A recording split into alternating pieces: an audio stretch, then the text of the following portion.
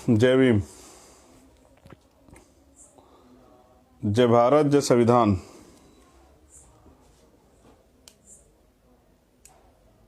और आज 3 दिसंबर मेरे जन्मदिन के अवसर पे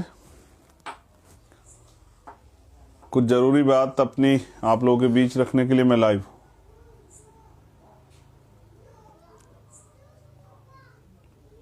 और सुबह से बहुत सारे साथियों ने कल रात से जन्मदिन की बधाइयाँ खूब दी हैं, तो मुझे लगा कि मैंने सुबह ही सोचा था कि आपसे बात हो जाए। पूरे देश में कोई ऐसा प्रदेश नहीं जहाँ से, कोई ऐसा जिला नहीं जहाँ से हमारे साथियों ने बधाई संदेश नहीं भेजे हैं। तो करुणा के सागर तथागत गौतम बुद्ध, संत श्रोमणी सतगुरु रविदास जी महाराज, भगवान वाल्मीकि महाराज, गुरु नानक देव, संत कबीर,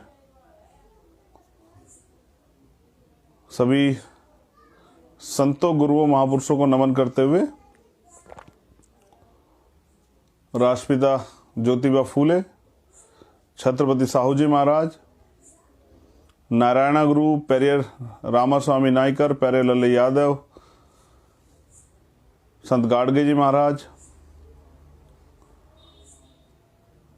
परम पूजनीय विश्व रत्न डॉक्टर बाबा साहब अम्बेडकर, माँ रमाबाई, माँ अहिल्याबाई होलकर, माँ अवंतिकाबाई लोधी, माँ झलकारी बाई, माँ फातिमा शेख, माँ सावित्रीबाई फूले, माँ फूलन देवी, माँ उदा देवी पासी, आप सभी वीरांगनाओं को भी नमन करता हूँ। बाबू जगदेव प्रसाद कुशवाहा, जननायक कपूरी ठाकुर, सर छोटू राम, कोतवाल धन सिंह गुर्जर, और नमन करता हूँ मान्यवर दीना भाना वाल्मीकि साहब को। नमन करता हूँ आज़ादी के आंदोलन में शहीद हुए सरदार करतार सिंह सराबा, शहीद आजम सरदार भगत सिंह, अशफाक उल्लाह खां, वीर अब्दुल हमीद, शहीद सुखदेव जी, चंद्रशेखर आज़ाद, और मेरे रहबर मान्यवर साहब श्री काशीराम। आप भीम आर्मी, आज़ाद समाज पार्टी और बहुजन समाज के सभी साथियों को भी मैं धन्यवाद देता हूं। आज लाइव मैं इसलिए हूं कि आप सब लोग मेरे लिए मंगल कामनाएं भेंट कर रहे हैं और बड़े खुश हैं और आशान्वित हैं कि भाई जो आंदोलन राष्ट्रपिता ज्योतिबा फूले ने चलाया, जो आंदोलन उससे पहले तथागत बुद्ध, सतगुरु रविदास, भगवान वाल्मीकि, गुरु नानक देव, संत कबीर ने चलाया, जो आंदोलन राष्ट्रपिता ज्योतिबा फूले के बाद छत्रपति साहू जी महाराज, उनके जाने के बाद बाबा साहब अम्बेडकर और मान्यवर काशीराम साहब ने चलाया, उस आंदोलन को आप आगे बढ़ता देखना चाहते हैं। इसलिए आप सब लोग बहुत आशावादी और उम्मीद के नज़रिए से भीम आर्मी और आज़ाद समाज पार्टी के लोगों के साथ जुड़े हैं और काम कर रहे हैं। दो चीज़ें आज जुड़े सभी साथियों को और उनसे कनेक्ट, जो साथी हैं जो बाद में सोशल मीडिया के जरिए, ट्विटर के जरिए, फेसबुक के जरिए व यूट्यूब के जरिए से आंदोलन को, इस बात को सुनेंगे, जिन साथियों को मैं मैसेज करे, कॉल के जरिए बात नहीं कर पाया, जवाब नहीं दे पाया, उनको मैं यहाँ इस मंच के माध्यम से उनका भी धन्यवाद करता हूँ जिन्होंने मुझे जन्मदिन की बधाइयाँ दी। साथियों, सामाजिक परिवर्तन, आर्थिक मुक्ति का आंदोलन, जिसको चलाना कोई आसान काम नहीं है। ये इसके लिए 3 चीज़ें मेरे जो मन में है मैं आपसे कहना चाहता हूँ। मेरा आप सबसे सवाल है जो आंदोलन में जुड़े हुए हैं, प्रत्यक्ष या अप्रत्यक्ष रूप से काम कर रहे हैं, चाहे हमारी भीम आर्मी की टीम हो, आज़ाद समाज पार्टी की टीम हो, मिशन 78 की टीम हो, हमारे जो अधिवक्ता संघ है उनके अधिवक्ता सेल है उनकी टीम हो, जो मजदूर संगठन उनकी टीम हो, किसान संगठन उनकी टीम हो, महिला मोर्चा उनकी टीम हो, आप सबको भी मैं कहना चाहता हूं, क्योंकि आप सब इस आंदोलन को आगे बढ़ाने काम कर रहे हैं, कि ये आंदोलन हम क्यों चला रहे हैं। मेरा पहला सवाल आप लोगों से ये है कि आप अपने मन से जानें कि हम इस आंदोलन को क्यों चला रहे हैं और क्या इस आंदोलन को चलाना चाहिए या रोक देना चाहिए। ये सवाल आप अपने आप से करें। दूसरा मेरा सवाल है कि ये आंदोलन किसके लिए चला रहे हैं। ये जो सामाजिक परिवर्तन, आर्थिक मुक्ति का आंदोलन, समता, समानता, बंधुत्व, भाईचारे के लिए चलाया जाने वाला आंदोलन, इसको हम किसके लिए चला रहे हैं।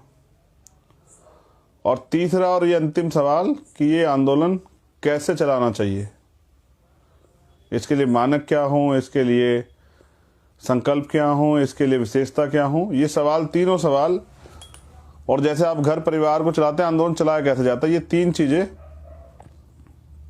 मैं सवाल आपके पास छोड़ता हूं। एक और चीज़ स्पष्ट करूं कि ये आंदोलन हमारे महापुरुषों का आंदोलन, हम इसे अपने खून से सींचना, हम इसको कमज़ोर नहीं पड़ने देंगे।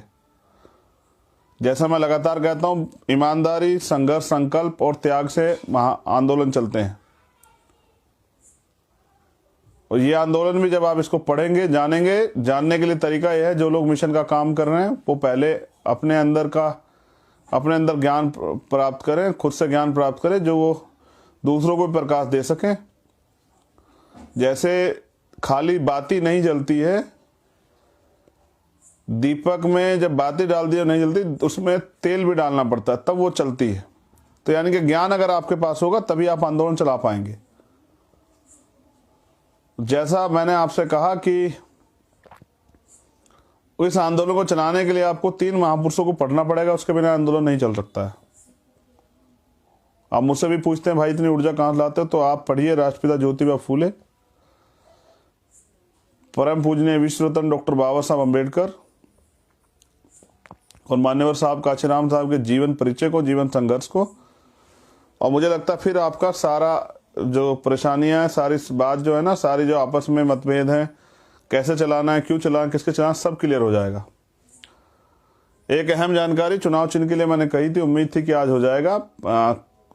पिछले लंबे समय से पार्टी के चाहे फाउंडेशन का काम हो, तब सरकार के आदेश पे, सरकार के इशारे पे चुनाव आयोग ने उसको बाधित करने का काम किया।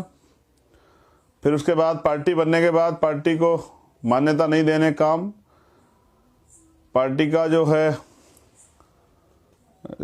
जो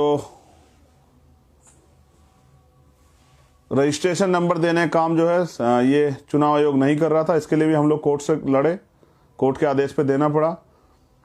तीसरा, अभी सिंबल के लिए हमने प्रयास किया था और सिंबल के लिए मांग की थी कि हमें 5 स्टेट में कॉमन सिंबल दे दीजिए, इस पर हम लोग इलेक्शन लड़े। फिर चुनाव आयोग नहीं माना क्योंकि सरकार ने इशारा किया कि नहीं, इनको रोको, इनका सिंबल चला जाए गांव-गांव तक, इनके लोग उस सिंबल को पहचान जाएंगे तो वोट देने में आसानी होगी। तो सरकार ने इशारा किया और चुनाव आयोग ने नहीं दिया। उसके बाद हम लोग कोर्ट गए, कोर्ट ने आदेश दिया और कोर्ट के आदेश का विवोलेशन, हाई कोर्ट के आदेश का विवोलेशन किया चुनाव आयोग ने। कल हमारे जो साथी थे उनसे बातचीत नहीं की और उनको जो गाइडलाइन दी गई थी कि इस तरह से एक ऑफिसर अनाउंस करके, एक अपॉइंट करके उस ऑफिसर से बात करके जो फ्री सिंबल है वो दे दिया जाए, वो नहीं दिया गया। इसके लिए आज हमारी टीम कंटेम्प्ट में गई है चुनाव आयोग के खिलाफ और मैंने तय किया है कि जल्द, जैसे कांचीराम साहब को चुनाव आयोग के खिलाफ धरना देना पड़ा था, तो अब चुनाव आयोग के खिलाफ धरना प्रदर्शन जो है ना, इसी 1 हफ्ते के अंदर हम लोग करेंगे। चुनाव आयोग ये ना समझे वो लोकतांत्रिक संस्था है, वो संवैधानिक संस्था है जो सरकार के गुलाम नहीं, कॉन्स्टिट्यूशन के अधीन और जनता के लिए। और अगर वो संस्था सरकार के सहारे पे काम करेगी तो संविधान को मानने वाले हम लोग ये बर्दाश्त नहीं करेंगे। तो अब जल्दी दिल्ली की टीम तैयारी कर ले और हम लोग आंदोलन करेंगे चुनाव आयोग के दफ्तर के बाहर। हम देखेंगे कैसे हमारे अधिकार, वो जो हमारा राइट्स रहता है उसको छीनेंगे। एक अंतिम बात, हमारा आंदोलन मजबूत हो रहा है, आगे बढ़ रहा है। दूसरे दलों में इसके वजह से बौखलाहट है। जिन लोगों को हमने 2-2 साल पहले, 1-1 साल पहले निकाल दिया, किन्हीं कारणों के कारण, आरोप के कारण, पैसे का और तमाम तरह के आरोप के कारण, या वो लोग किसी दूसरे दल के लिए काम कर रहे थे या प्रभावी लोग थे और दूसरे लोगों को गुटबाजी करके संगठन खराब कर रहे थे, आज उनको दूसरे दल लेके और झूठ झूठ के प्रचार कर रहे हैं। तो इससे पता लगता है कि वो आपकी ताकत से बौखला गए हैं।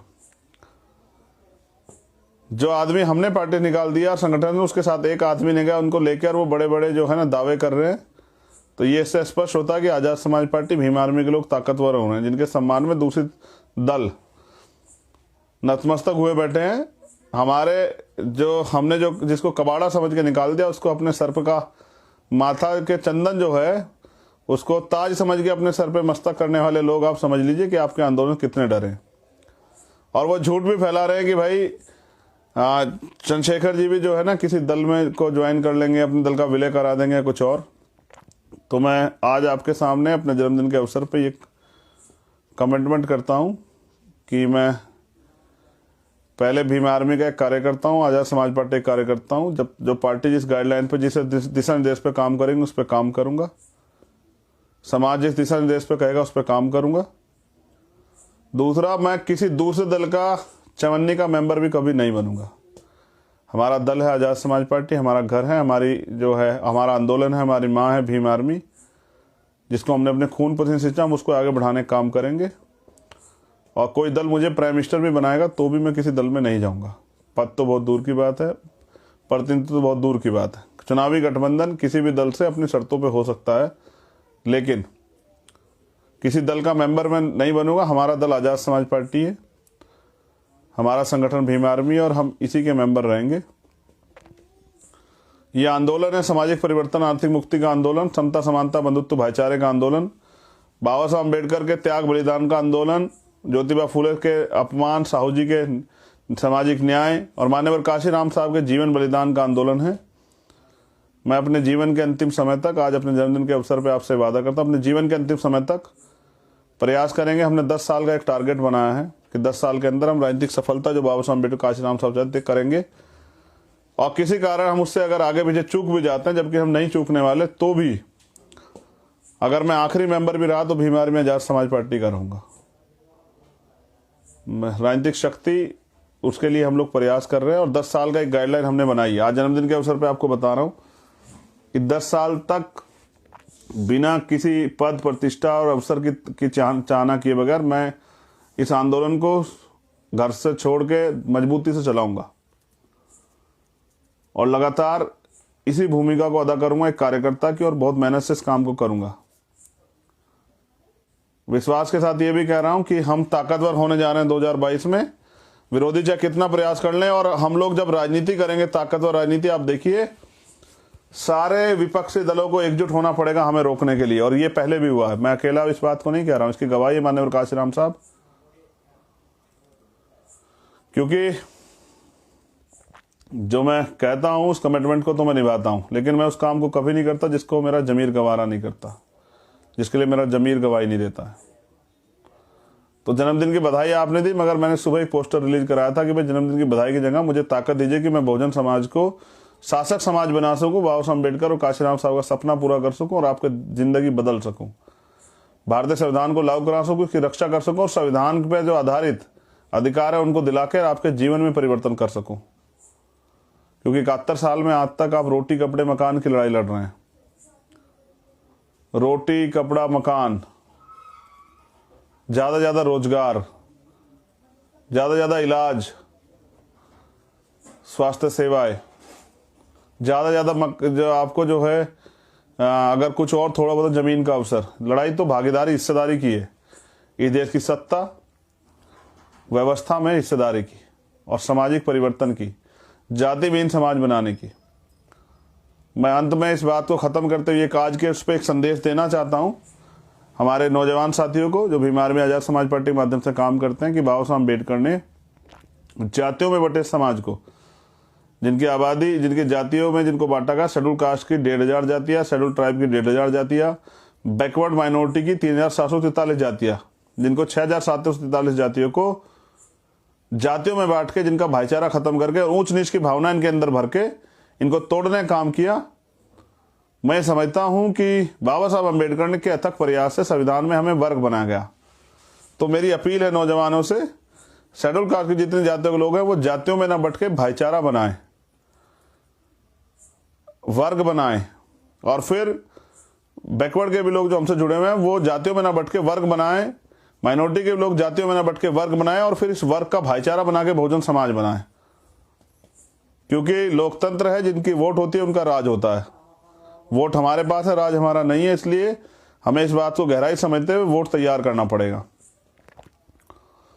दूसरी बात, जिनका समझे जो लोग 3% या 5%, 10%, 15% लोग लोकतंत्र के सभी जगह पर स्थापित है, संविधान की जो अधिकार है सब अधिकार क्षेत्र में स्थापित है। भारत में भारत की अर्थव्यवस्था, भारत की राजनीतिक व्यवस्था, भारत की सामाजिक व्यवस्था पे टॉप पे जो आधारित है, स्थापित हैं, वो लोग जिनकी संख्या कम है, क्योंकि राजतंत्र नहीं है कि एक राजा परिवार है वो सब पे राज करेगा। लोकतंत्र है, लोकतंत्र के चुने प्रतिनिधि हैं, विधायक हैं, एमपी हैं, वो लोग सदन में सरकार बनाते हैं, कानून बनता है। लेकिन जिनका कम वोट है, अगर उनको राज करना हो, आप समझिए इस बात को, तो वो किस तरह से राज करेंगे कि दूसरे लोगों को बांट के और अपनी ताकत को बढ़ा के, झूठ के दम पे तमाम तरह की जो है साजिशें करके, षड्यंत्र करके, तभी तो जीतेंगे वो लोग, वरना कैसे बढ़ेंगे। तो इसलिए हमें समझना पड़ेगा कि बिना बहुजन भाईचारा बनाए हम लोग आगे नहीं बढ़ सकते हैं। तो बहुजन भाईचारा तब बनेगा जब आप schedule caste, schedule tribe, backward, minority के मुद्दों पे काम करोगे, उनके दुख सुख में शामिल होंगे, उनके लिए लड़ोगे।